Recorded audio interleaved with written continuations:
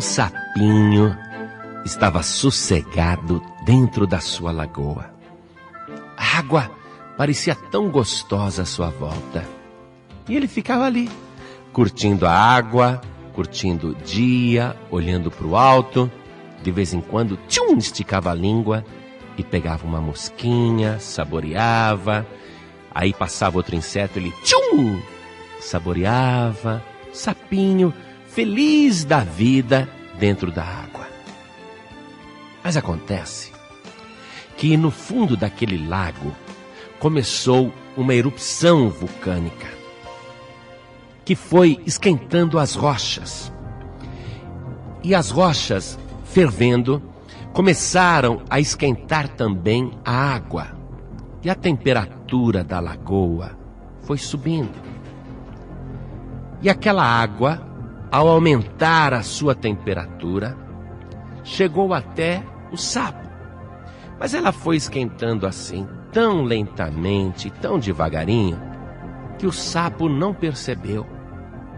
Você sabia que o sapo é um animal que ele tem a sua temperatura de corpo igual à temperatura ambiente? Por isso que quando você pega um sapo na mão, você fala, ai, que esquisito.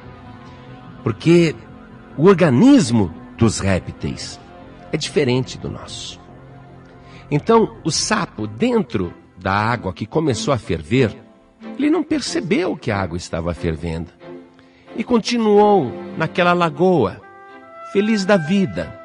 Passava um mosquitinho aqui, ele esticava a língua e tchum, saboreava. E a água fervendo, a temperatura aumentando.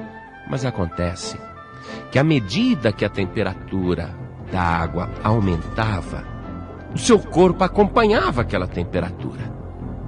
Então ele não conseguia perceber que a água estava esquentando e a coisa ficando perigosa.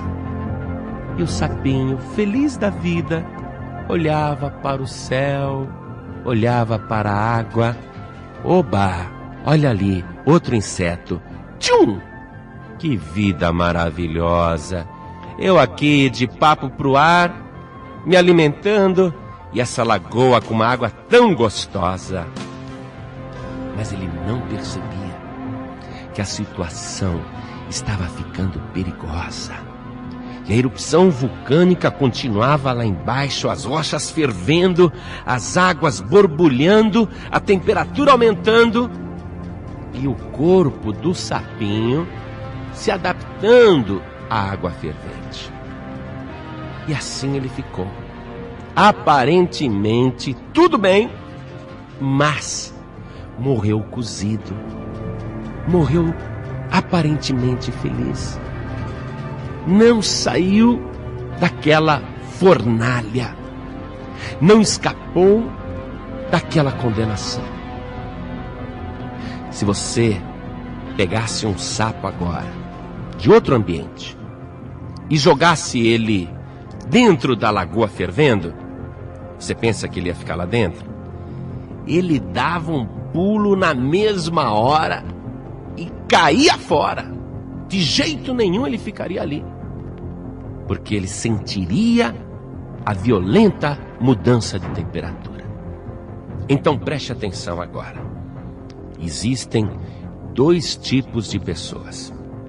Aquelas que estão numa situação aparentemente normal, feliz, sem problema, tudo certinho, certinho, certinho, mas a pessoa não percebe que está numa situação perigosa. Vivendo no mundo, participando das coisas do mundo, não pensando em mais nada na vida, não se preocupando com nada. Esta pessoa está se expondo a um risco gravíssimo e fatalmente vai perder a vida numa grande fornalha que está preparada e cuja erupção vulcânica, ou melhor dizendo, mais ainda do que vulcânica, infernal, está aumentando a cada dia. Há um lago de fogo e enxofre preparado e fervendo, e está já abrindo a sua garganta para receber muitos moradores da terra. Então preste atenção, não seja igual àquele sapinho que se acomodou à temperatura externa. Você precisa reagir, você tem que observar que a tua alma, a tua vida está em perigo. Porque a pessoa diz assim: mas isso não é para mim, eu não roubo, eu não mato, eu não fumo, eu não cheiro, eu não minto, eu não faço mal para ninguém, eu sou um bom filho, uma boa filha, um bom marido, uma boa esposa. Pois é, se você soubesse quanta gente boa está no inferno, quanta gente boa acabou fervendo ali. E você precisa entender que há uma necessidade urgente de sair fora desta situação, de olhar não apenas para a paisagem do céu, mas olhar além do céu, olhar para além das nuvens e ver que naquele lugar altíssimo existe o Deus Todo-Poderoso, e à sua direita o Senhor Jesus, constituído juiz dos vivos e dos mortos. E o Senhor Jesus quer que você escape da condenação. Quando Sodoma e Gomorra estavam para ser subvertidas, Deus quis que uma família escapasse. Muitos foram avisados: saiam daí, você está louco, Ló, você está maluco, nós estamos bem aqui em Sodoma e Gomorra. Os seus futuros genros não quiseram escapar. Ló teve que escapar sozinho com a sua família. Mas toda aquela população, apesar de uma boa parte estar avisada, riu da situação, riu da advertência. Olha, eu vou dizer uma coisa para você. Eu sou o sapo fora dessa lagoa fervendo aí. Eu estou no mundo, mas não sou do mundo, não. E olhando de fora, eu vejo que a tua situação é muito perigosa. Você está comendo, vivendo, se divertindo e não percebe que aquele mal está chegando. O Senhor Jesus disse assim: também na vinda do Filho do Homem, as pessoas estarão distraídas, comendo, bebendo, se divertindo, casando-se e dando-se em casamento, e não perceberão quando aquele dia chegará repentinamente. Você está me ouvindo? Você aí dentro dessa lagoa, dentro desse mundo, achando que está tudo bem.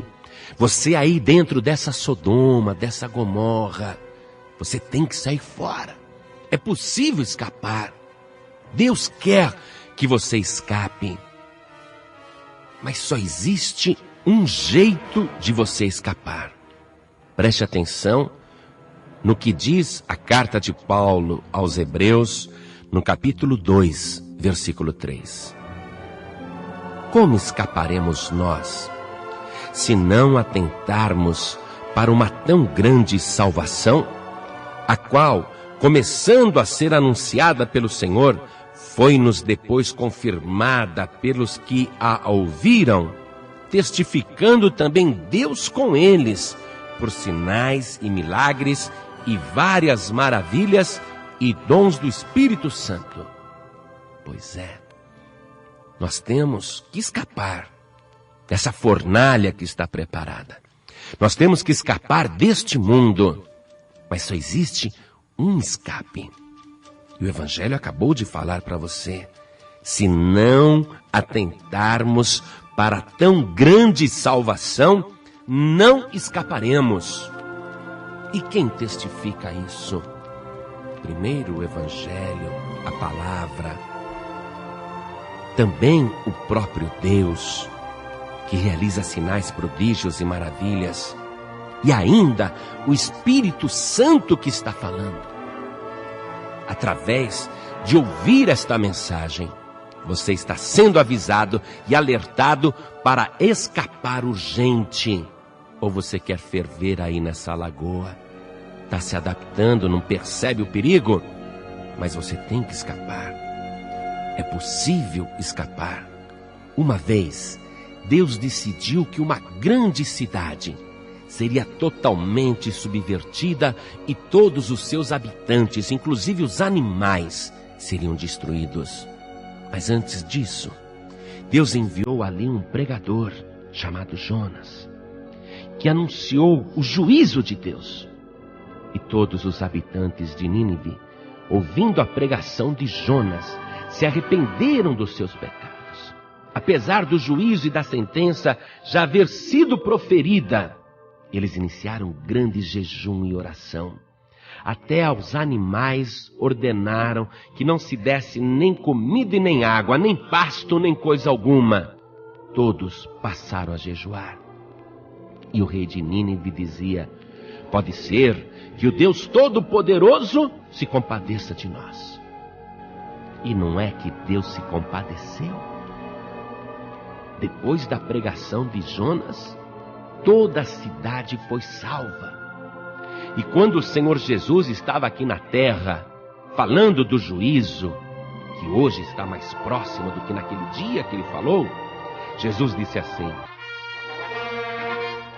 os homens de Nínive se levantarão no dia do juízo com esta geração e a condenarão, porque se converteram com a pregação de Jonas.